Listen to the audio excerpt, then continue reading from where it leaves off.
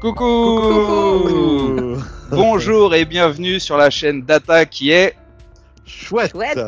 une chaîne dédiée à la présentation de services data. Aujourd'hui, je suis en compagnie de Manel et de Amar. Nous sommes Cloud Solution Architect chez Microsoft et ils vont nous présenter une solution de gouvernance au-dessus de Microsoft Fabric. Alors, on se retrouve en général en fait avec un besoin de savoir ce qui se passe sur notre tenant de fabrique en l'occurrence. Par exemple, lister le nombre de workspace, savoir ce qu'il y a dedans, ce qui se passe, quelle est l'activité. Est-ce que j'ai 36 000 notebooks? Est-ce que j'ai 15 000 Power BI report et ainsi de suite? Est-ce que les tenants ont changé? Ou comment je peux gouverner tout ça en fait? Pour gouverner tout ça, Microsoft nous donne à disposition quelques outils, voire quelques rapports. Quand on est admin du tenant, on va voir ce petit logo apparaître, admin monitoring. Quand on clique dessus, on va se retrouver sur ce workspace. Sur ce workspace, on va retrouver deux rapports, Feature et Usage Adoption et Purview Hub. Donc, comme le nom indique, si je clique sur Feature et Usage Adoption, je vais voir quels sont les usages et adoptions. Donc ici, je peux voir que j'ai une activité totale de 525. Qu'est-ce que j'entends par activité? Création de notebook, un notebook qui tourne et compagnie. Ici, je vois que sur ma capacité pro, il y a des activités, ma capacité triade. Je vois qu'il y a pas mal de lectures. Et en fait, si je clique sur la partie analysis, ça me permet d'avoir une vue un peu plus approfondie, où dans le sens, je vois qu'au total, il y a 525 activités. Sur les 525 activités, j'en ai 175 sur la lecture des artefacts et la réalisation de mes notebooks, de mes différents démos fabriques. Maintenant, si je reviens et que je vais dans la partie Pure Hub, on va voir en fait il y a les labels, le pourcentage des labels qu'on a, plus la différence des workspaces. On va voir une overview du rapport. On voit le nombre de datasets que j'ai et ainsi de suite. On voit aussi quels sont le total des items, les rapports qui ont été promoted et certifiés pour ceux qui connaissent. Bon, j'ai été un mauvais élève, je n'ai pas mis la notion de certifié ou promoted. Par contre, pour CISI, ça peut aider. Pareil pour tout ce qui est sensibility level et l'inventory des rapports. Cependant, comme vous pouvez le voir, en fait, on va être limité. On ne peut pas deep dive ou construire la donnée comme on le souhaite. Mais je crois que Manalomani aura la réponse à cette question. Avant que tu commences, Manel, peut-être rappeler que sur les sémantiques modèles des rapports que Amar nous a présentés, on pourrait très bien créer ses propres custom reporting et donc avoir une vision ou peut-être même les corréler à d'autres sources de données qu'on aurait à demeure. Oui, en effet, on peut faire du live connection sur ces sémantiques modèles, sur ces jeux de données déjà à disposition. Par contre, l'une des limitations est la profondeur d'historique. Il faut rappeler que ces rapports, ils ont 30 jours de profondeur d'historique et peut-être que dans certains cas, on aimerait avoir une vue un peu plus globale et de rajouter de la donnée par rapport à ce que l'admin monitoring propose. Et c'est là où justement Microsoft Fabric en tant que data platform peut être la solution. À partir du moment où on a un certain nombre de services d'ingestion de données, de stockage de données et des workloads de data engineering, on peut justement bénéficier de tout ça pour créer notre propre solution et de décider de quelle profondeur et de quelles données on veut intégrer dans nos rapports. L'architecture qu'on va proposer, c'est une architecture Lakehouse basée sur Microsoft Fabric. Donc l'idée est de se dire qu'on a plusieurs sources de données qui sont déjà disponibles pour nous via les REST API de Power BI, de Fabric, de MS Graph. L'idée est d'aller se connecter à ces sources de données, de les intégrer via des notebooks, de les stocker dans un lakehouse à travers des fichiers Delta par exemple, de les transformer en appliquant toutes les règles métiers qu'on veut, toute la partie personnalisation des données qu'on veut, de les modéliser en quelque sorte directement via des notebooks et via PySpark, et de pouvoir les consommer à travers Power BI. À savoir aussi que la partie modélisation, on va aussi pouvoir la faire sur le service Fabric. Donc, l'idée est de se dire qu'à partir du moment où on a collecté cette donnée, on l'a transformée, préparée et stockée dans le Lakehouse, on va pouvoir se plugger à cette donnée en mode Direct Lake via un sémantique modèle et on va pouvoir faire notre propre modélisation, c'est-à-dire sélectionner les tables, créer les relations entre nos tables, enrichir le modèle avec des mesures, tout ça en mode on-ligne et on va même pouvoir créer un rapport Power BI travail directement sur le service en ligne sans avoir besoin de Power BI Desktop pour le faire. Oui, donc en fait, ta solution, tu l'as créée de bout en bout depuis le service Microsoft Fabric. C'est exactement ça. Depuis l'ingestion à la partie visualisation, tout est fait sur Microsoft Fabric. Super, tu vas peut-être nous faire une démo? Yes, allons-y. Allez, go.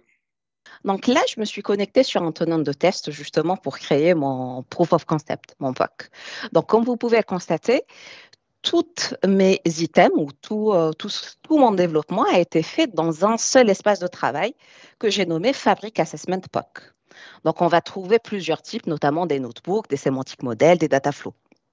Et si on s'intéresse un petit peu à la vue lineage, pour voir justement comment tout ça communique sur Fabric, on a créé un lakehouse. On a créé un lakehouse. Sur ce lakehouse, on a aussi créé plusieurs notebooks qui vont, eux, appeler les API, les REST API et faire les différentes transformations et de préparation de la donnée. Donc, ces notebooks-là, on va par la suite les ordonnancer via un data pipeline. Donc, pour décider quel notebook doit s'exécuter avant lequel. Et bien évidemment, le résultat des notebooks est toujours stocké au niveau du lakehouse. Une fois que le lakehouse a été créé et enrichi par la donnée après préparation et transformation métier, on va pouvoir se connecter à son SQL endpoint pour pouvoir créer un semantic model. Donc, la création, c'est-à-dire on sélectionne les tables qu'on veut utiliser dans nos rapports, on crée les relations et les mesures.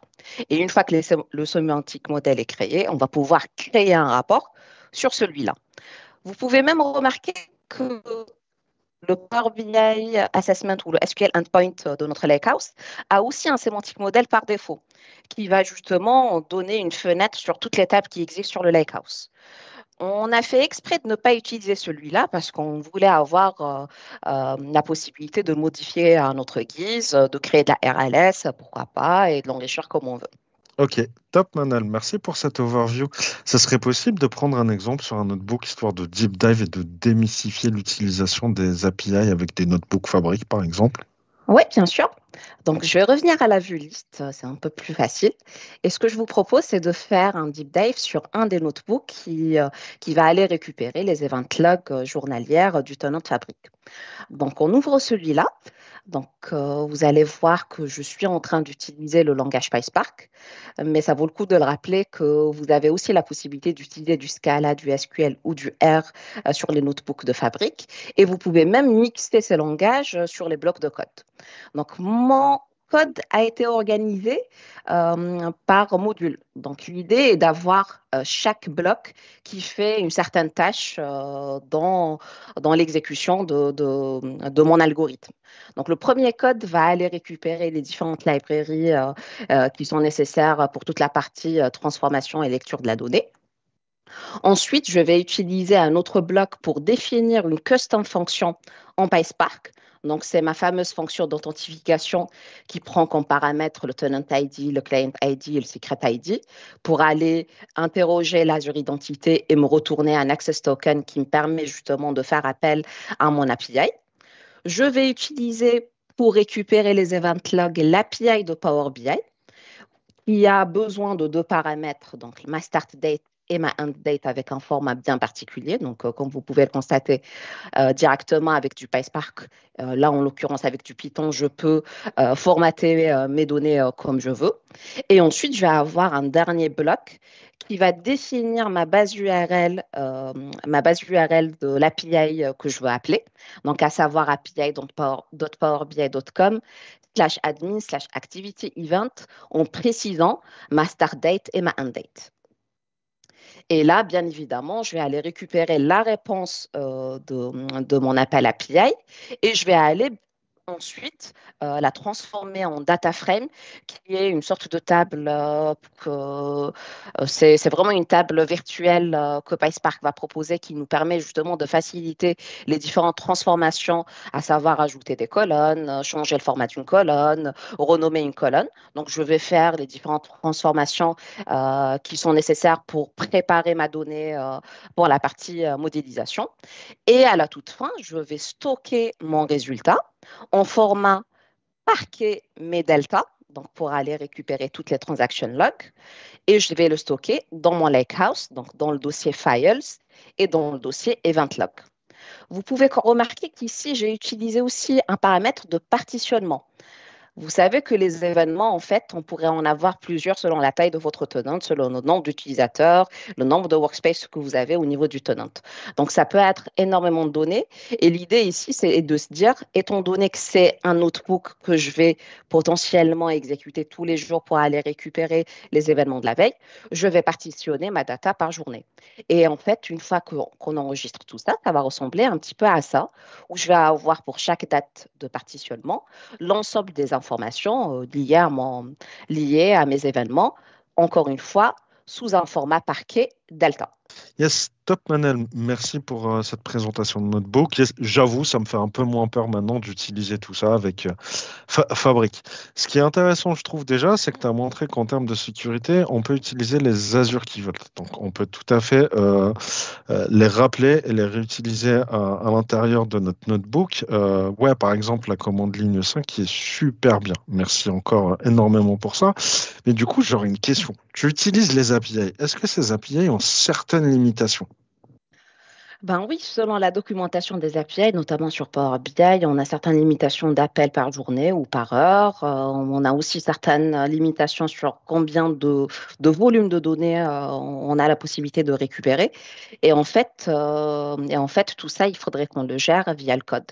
Donc, typiquement, si on se rend compte qu'on a dépassé le nombre limite d'appels par heure, on sait que le statut code ou de la réponse de notre API sera le 429. Et du coup, on va pouvoir faire des tâches qui vont permettre, par exemple, d'appliquer un slip ou de gérer ça autrement. Pour la partie volume de données, donc même si là, on ne le voit pas forcément sur ce notebook, mais j'ai un autre exemple où justement, quand on veut récupérer l'inventaire des workspaces, on est limité par le nombre de données que l'API permet de récupérer. Là, pour le coup, il est recommandé de travailler par un système de batch, c'est-à-dire introduire des skips et des tops au niveau de l'appel API pour gérer justement le nombre de données ou de réponses que l'API permet de faire. Donc, l'idée générale est de toujours voir la documentation, voir les limites qui sont annoncées par la documentation et personnaliser son code par rapport à tout ça. On peut rappeler qu'il existe des scanners API qui permettent de récupérer uniquement les données qui ont été modifiées à partir d'une certaine date, ce qui permettrait de ramener un volume de données un peu moindre aussi. Et j'aurais une question sur le stockage. Du coup, tu les stockes en Delta Parquet. Est-ce que, vu que tu utilises le PySpark pour les stocker, tu les stockes aussi avec le fameux V-Order qui permet d'optimiser la lecture des données? Exactement. Exactement. Donc, on le stocke directement par défaut avec l'option de V-Order, ce qui permet une meilleure compression et du coup un accès plus rapide à la donnée une fois qu'on est sur la partie visualisation et quand on veut justement avoir de meilleures performances de Super. lecture de données. Ok, top, top, top. Merci pour tout ça. Mais du coup, comment tu as fait pour orchestrer tout ça? L'appel du notebook qui cherche la donnée ou qui les transforme et tout? Oui, effectivement, c'est une question très, très importante parce que, comme vous pouvez le constater, on a plusieurs notebooks et c'est important d'exécuter ces notebooks dans un ordre bien précis et potentiellement de gérer les erreurs quand un notebook est en chaos. Donc, l'ordonnancement a été fait via un data pipeline. Donc, un data pipeline, l'idée est d'aller orchestrer un petit peu l'appel au notebook. Mon exemple ici, il est tout simple. Donc, on attend quelques secondes que ça charge. Mon exemple ici est très très simple parce que j'ai fait un ordonnancement séquentiel, mais on peut très bien avoir des if-else, avoir des boucles, gérer les erreurs en écrivant dans les lakehouse, dans une table de log par exemple, etc. Super. Du coup, tu peux peut-être nous montrer le sémantique modèle et du coup des premières analyses sur ces données-là. Yes, on va voir ça. Donc, je reviens toujours à mon espace de travail fabrique et là, je vais avoir un sémantique modèle que j'ai créé. Donc, comme vous pouvez le voir, j'ai la possibilité d'ouvrir le sémantique model directement depuis le service online. Donc, je n'ai pas besoin de Power BI Desktop pour faire ça. Donc là, l'idée, c'est d'intégrer les différentes tables qui étaient disponibles dans le Lakehouse et qui sont nécessaires pour ma partie reporting directement sur ce sémantique model, de créer les relations nécessaires et d'enrichir le modèle avec des mesures. Comme vous pouvez le remarquer, ici, on a une petite barre bleue en pointillé. Ça montre justement le mode de storage ou le mode de connexion à la source de données qui est ici le mode Direct Lake vers le Lakehouse. Et autre chose aussi, c'est que pour la suite de mon POC, on avait comme ambition de créer une role level security sur le modèle sémantique. Une fois que le modèle a été défini, donc là, on va passer à la partie reporting. Bien évidemment, pour la partie reporting, on a utilisé Power BI. Donc ici, on a un rapport qui se connecte à ce modèle sémantique qui a été créé. Et on a la possibilité, en fait, de créer les différentes visualisations, d'organiser nos données par page, d'appliquer différents segments ou filtres par workspace type, user, etc. Donc ici, en fait, même la partie édition, on a le choix de la faire complètement sur le portail service ou de se connecter en utilisant Power BI Desktop au modèle sémantique et de créer le rapport en desktop. Ok, au top, Manuel, merci beaucoup. Mais j'avoue, j'ai envie de jouer les enquiquineurs, en fait. Il y a un truc qui me vient à l'esprit. Comment tu as fait, en fait, pour faire le filtre sur les BU, les pays et compagnie? Ouais. Ben, là, c'est une question très, très importante. Vous allez remarquer ici que sur toutes mes pages, j'ai un segment qui s'appelle Approve. C'est un petit peu le libellé qui a été utilisé dans mon POC pour préciser la compagnie name de mes espaces de travail. Et en fait, tout ça a été fait en rajoutant un output qui va permettre de gérer cette partie-là d'un point de vue métier. Donc, l'idée, en fait, est d'aller se dire, je vais aller récupérer l'ensemble des utilisateurs. Donc là, en l'occurrence, on va plutôt s'intéresser aux administrateurs des workspaces. Donc j'ai un notebook qui s'appelle Get Nested Workspace parce qu'on peut aussi avoir des groupes AD qui ont le rôle d'administrateur dans un espace de travail. Donc, on va pouvoir utiliser la Graph API pour aller mettre à plat un petit peu l'ensemble des utilisateurs d'un espace de travail. Et ensuite, toujours à l'aide de la Graph API, je vais aller pouvoir récupérer, par exemple, la company name, donc l'attribut de la company name qui est disponible dans l'Active Directory. Une fois que j'ai l'ensemble des compagnie names de mes administrateurs, sur un barème de ranking, encore une fois, ça, c'était une solution métier qui a été proposée par un des clients, mais ça peut être une autre règle de gestion. Selon le ranking de mes administrateurs et selon leur compagnie name, on va pouvoir taguer un espace de travail comme étant, par exemple, France, UK ou autre, selon le nombre maximum des administrateurs.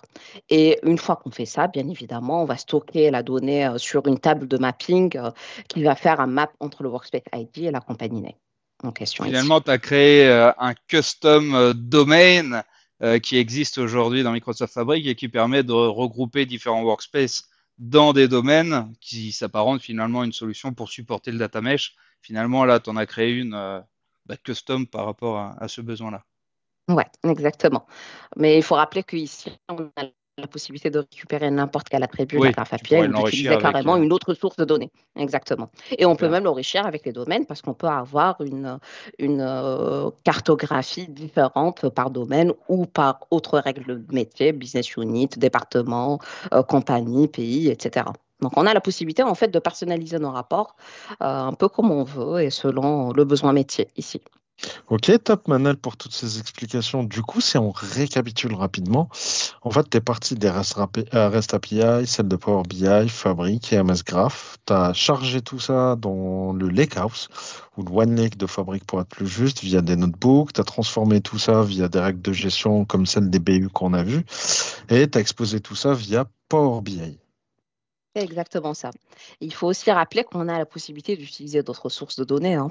Donc déjà, toute la partie REST API de Power BI et Fabric permet justement d'aller récupérer un certain nombre de données qu'on peut utiliser pour la partie gouvernance, telles que les gateways ou autres. Et autre chose, c'est qu'on a aujourd'hui l'application de monitoring des capacités Fabric qui propose un modèle sémantique et il faut rappeler aussi que via des notebooks, on a aussi la possibilité de se connecter à ce modèle sémantique comme une source de données en utilisant la librairie SymPy et d'aller récupérer les informations liées, par exemple, au throttling, au compute unit qui est utilisé par chaque espace de travail, etc. Super. Et du coup, c'est quoi la suite de ce POC, Armel? Ben, la suite de ce POC, c'est vraiment d'enrichir le reporting avec plus de données. Donc, toujours en adéquation avec le besoin métier d'un point de vue gouvernance. Pourquoi pas rajouter cette nouvelle source de données de Fabric Capacity Monitoring, d'ajouter les données de Power BI Gateway et d'implémenter la RLS avec directement soit sur le service ou en utilisant un third-party tool. Super.